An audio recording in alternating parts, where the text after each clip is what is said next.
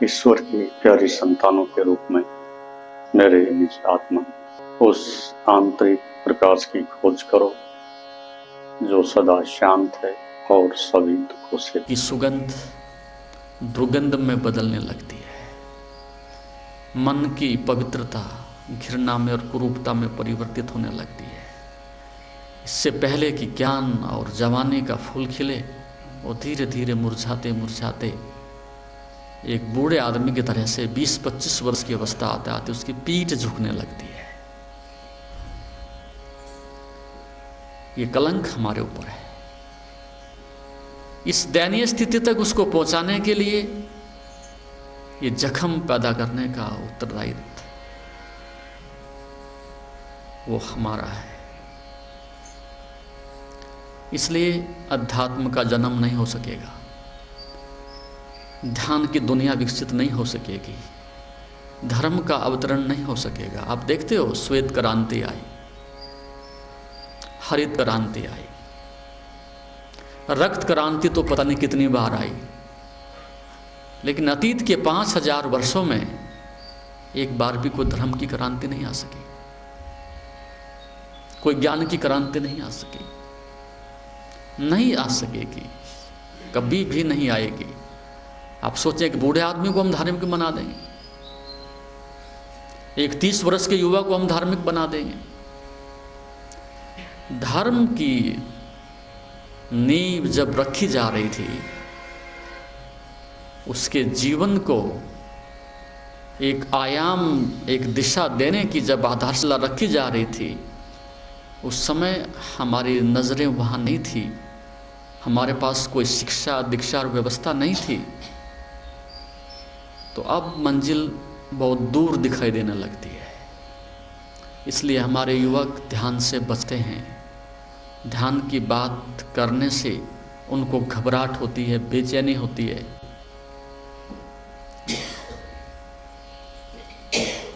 क्योंकि ध्यान के लिए बहुत बड़ी ऊर्जा चाहिए। प्रकृति के विपरीत आपने आरोहण करना है। पृथ्वी की पूरी ग्रेविटेशन को, उसके गुरुत्वाकर्षण को तोड़ करके आपने उसके ठीक विपरीत आकाश की ओर उड़ना है। पदार्थ से ठीक विपरीत आपने जो है गति करनी है। तो उसके लिए बहुत उमड़ती हुई तेज शक्ति चाहिए। और यदि वो आपके पास नहीं है तो आप प्रयास तो करोगे, लेकिन आपको सहयोग नहीं मिलेगा। वैराग तो जगेगा, लेकिन पीछे से प्रवाह शक्ति का नहीं मिलेगा। तो फिर धीरे धीरे साधक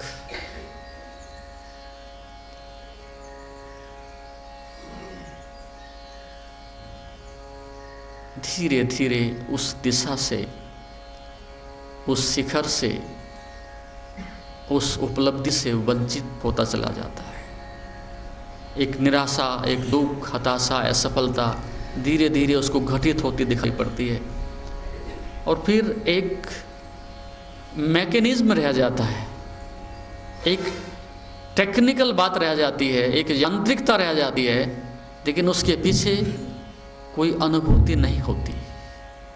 हम तोते की तरह से दोहरा लेंगे, प्राणायाम भी कर लेंगे, श्वास भी निकाल लेंगे, 2-4 आसन भी कर लेंगे, कहीं ना कहीं ध्यान लगाने की कोशिश भी कर लेंगे, लेकिन चेतना में इतने छिद्र हो चुके होते हैं, शक्ति इतनी क्षीण हो चुकी होती है कि आपको नीचे से किसी प्रकार का सहयोग नहीं मिलता। एक मात्र भावनात्मक रूप से अपने को समझाने की कोशिश मात्र रह जाती है। ठीक ऐसी स्थिति जैसे एक भूखा आदमी हो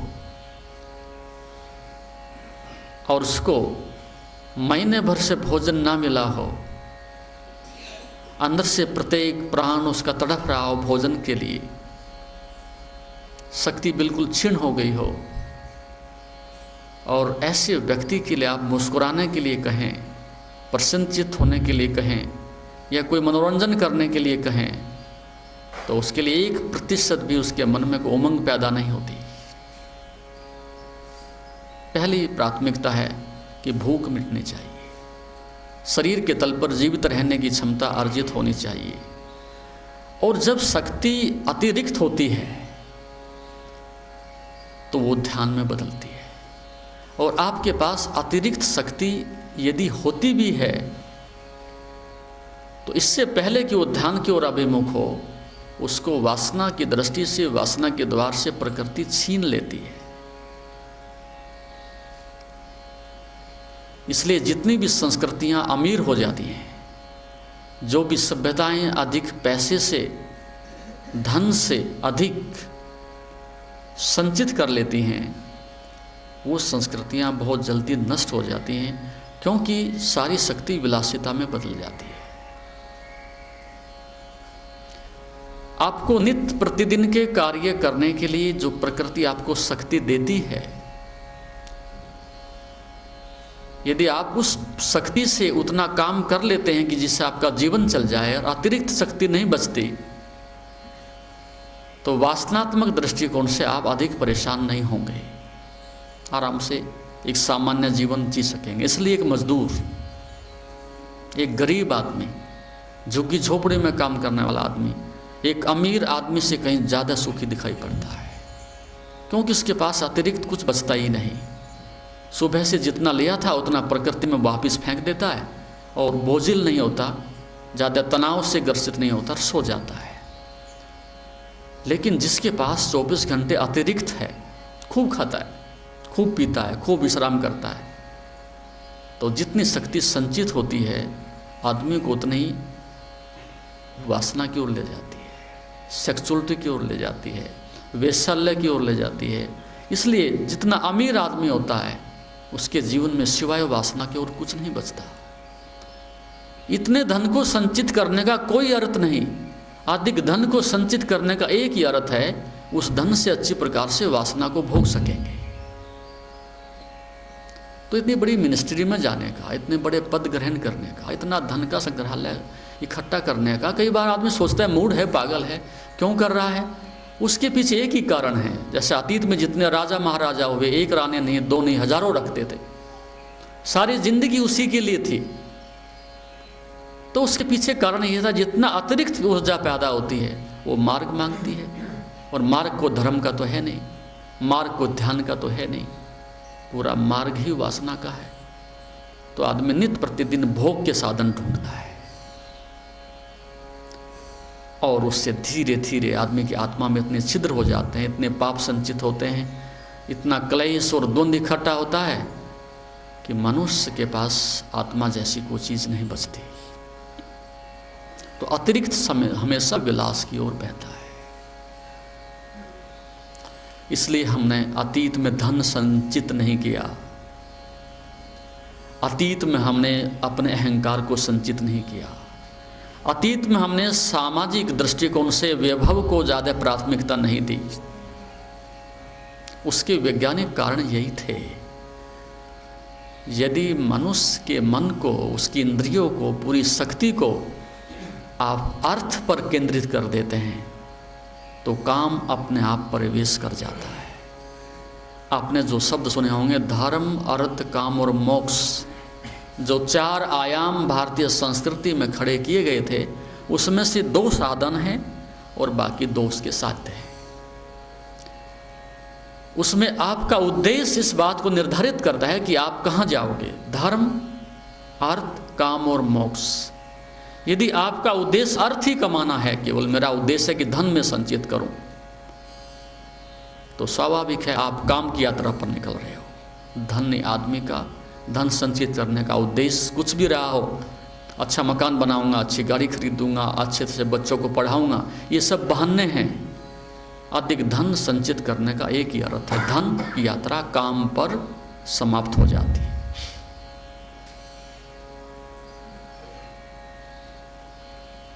धन, अर्थ, काम और मोक्ष। और यदि उसकी दिशा धन की नहीं होती, धर्म की होती है, तो सीधी यात्रा उसकी मोक्ष की अपना प्रशस्त हो जाती है।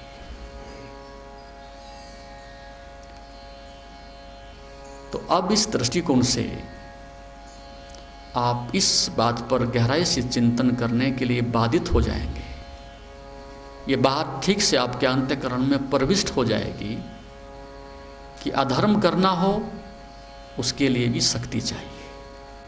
तो प्रकृति से शक्ति को छीन करके और वापस चेतना को दे दीजिएगा, क्योंकि शक्ति तो संपूर्ण चेतना से ही आती है। उसी की शक्ति को उसी के स्रोत से मूल स्रोत में वापस शक्ति को भेज दिया जाए तो वह शक्ति आनंद में बदल जाती है।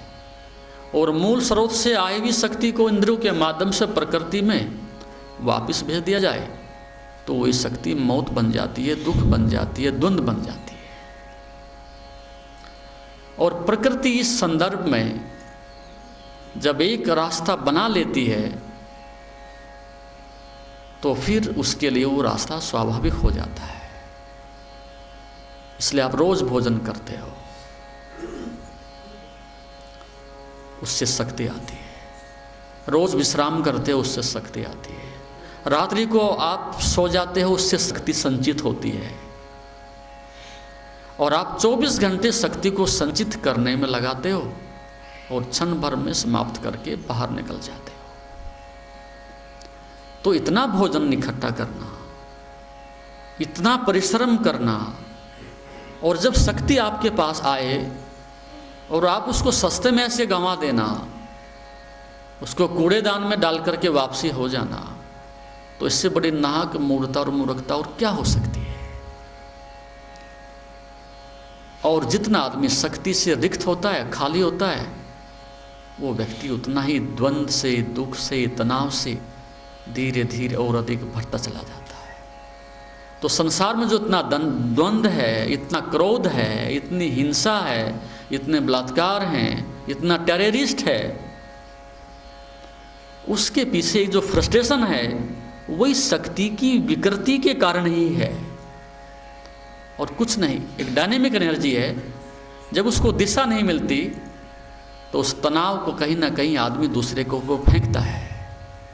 उस खींच को, उस असफलता को वो पत्नी के ऊपर फेंकेगा, बेटे के ऊपर फेंकेगा, पड़ोसी के ऊपर फेंकेगा, दूसरों से शिकायत करेगा कि तुम्हारे कारण से नरक भोग रहा हूँ।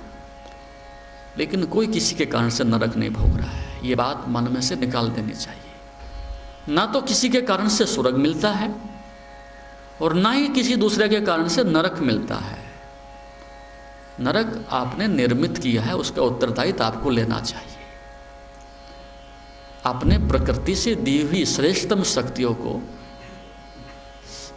समाप्त किया है, उनकी अवहेलना की है, उसके उल्लंघन किए हैं, उन नियमों को आपने खोया है।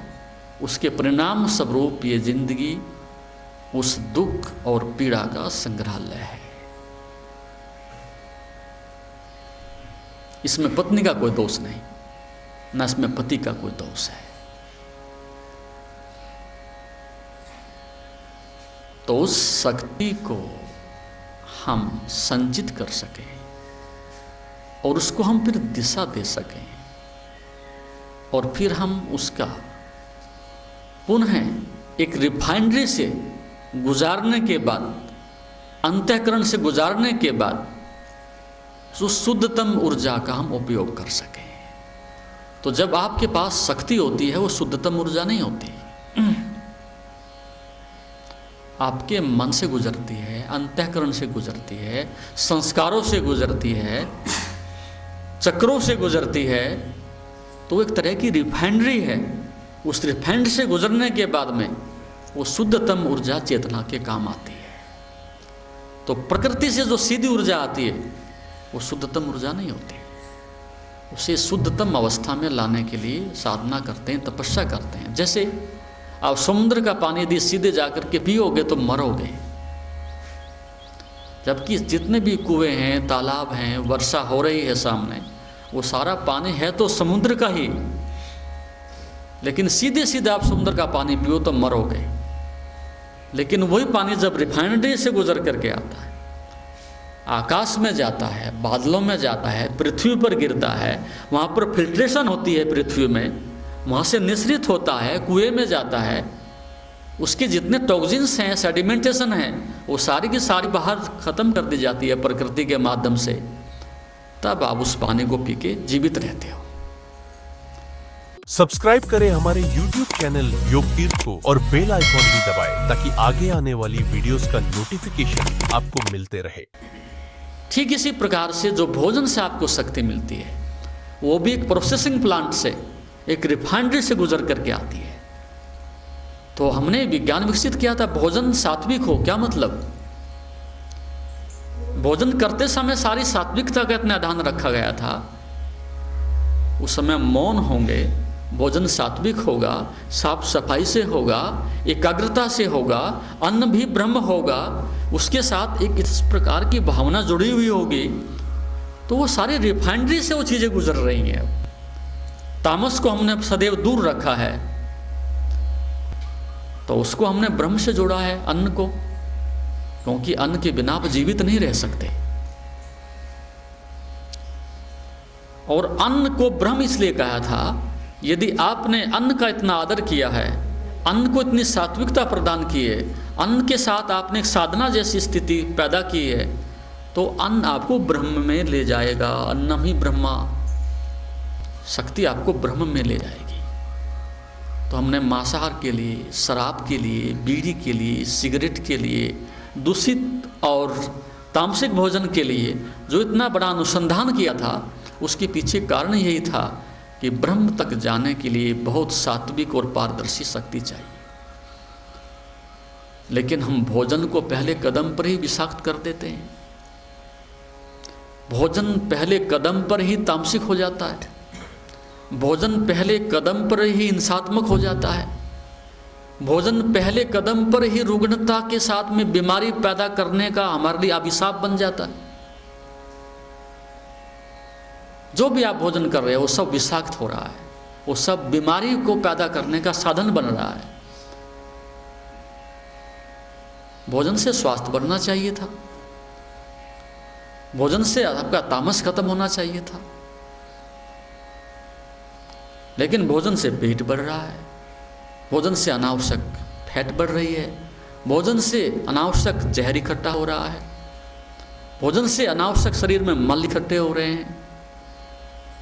और जब पहले कदम पर शक्ति से आपने ब्रह्म की यात्रा करनी थी, वो सारा आपके शरीर में एक विष की तरह से संचित हो रहा है, तो फिर आलस आएगा, तामस आएगा, नींद आएगी, बेचैनी होगी, शरीर में अनेक प्रकार के उपद्रव पैदा हो जाएंगे।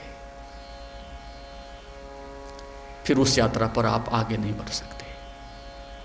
तो हमने अन्न को बहुत आदर इसलिए दिया था कि ये एक शक्ति, ये ऊर्जा ब्रह्म की ओर जाएगी, तो आधार इसका उसी प्रकार से होना चाहिए। तो हम जो भोजन करते हैं वो हम वासना की दृष्टि से करते हैं, स्वास्थ्य की दृष्टि से नहीं। हम जीवा को तृप्त करने के लिए करते हैं, स्वास्थ्य के लिए नहीं। तो लगभग एक आदमी 10 आदमियों का भोजन डेली कर रहा है। जितनी कैलोरीज आपको चाहिए उससे कहीं 10 आदमियों का भोजन एक आदमी सुबह से लेकर के रात्रि तक चट कर जाता है। वो कहाँ जाएगा, कहाँ रखोगे? तो उससे आपकी जो चेतना है वो धीरे धीरे मूर्छित होती है। आपकी चेतना के ऊपर आवरण आते हैं, तंद्रा आती है, निद्रा आती है।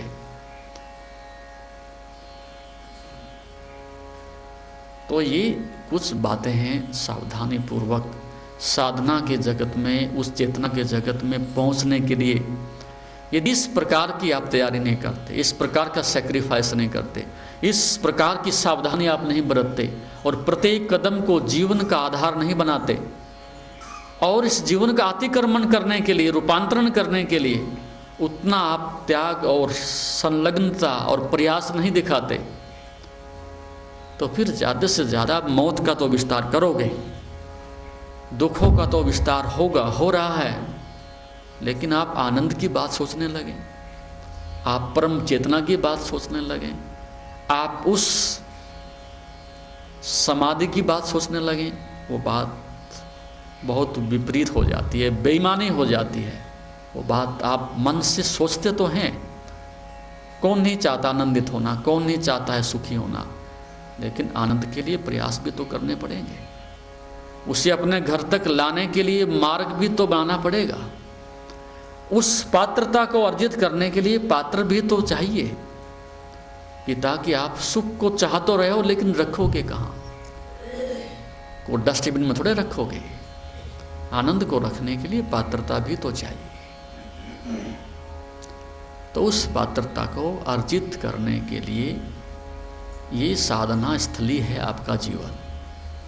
जैसा कि आप जानते हैं, शरीर को स्वस्थ और मन को शांत बनाने के लिए योग ही एकमात्र साधन है।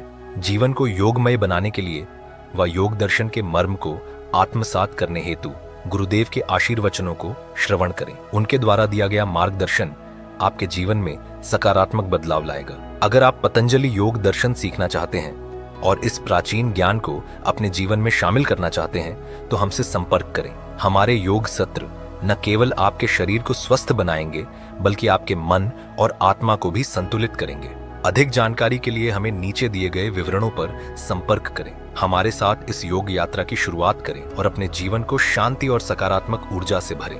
धन्यवाद। आपका दिन शुभ हो। ओम नमस्ते।